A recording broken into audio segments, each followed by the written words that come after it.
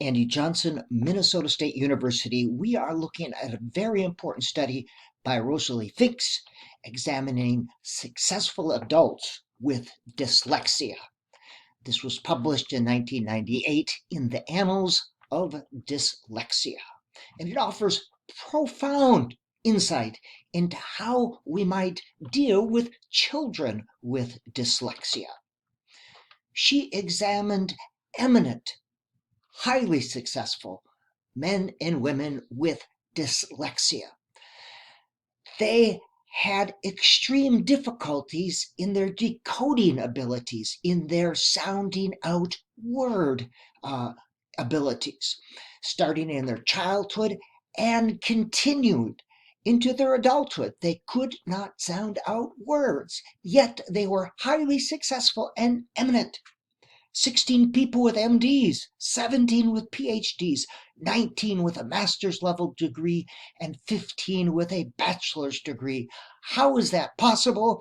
They had extreme decoding disabilities as children, and it continued as adults. How is that possible? Well, this is how.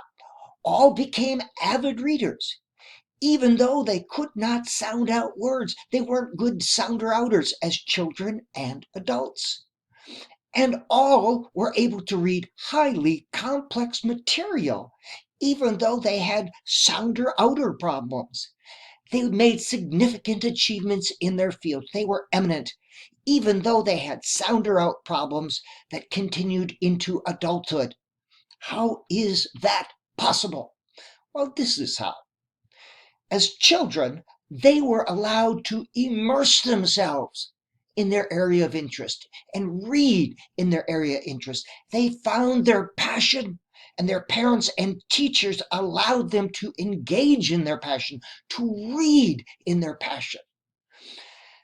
Their background knowledge of their subject area and their familiarity with the text structure was more important for reading accurate and for comprehending versus sounding outy, sounder outer, letter clues. How is that possible? Well, we see here that the minutes read per day and the percentile ranking of students in achievement tests, voluntary reading is very important. The implications is that all teachers need to help children discover their passion, find their passion, their area of interest, and allow them to read in that area of interest. That means also that you have materials, reading materials in their area. Expository text, manuals, how-to things. Also, children need to be allowed to select and read books and other materials of interest to them as part of daily reading instruction, self-selected reading. Children need to choose, need to be able to read, find their passion, what they're interested in, find material. And then the third one, reading instruction and related interventions. Not just sounder outer stuff. Sounder outer stuff ignores the other two cueing systems.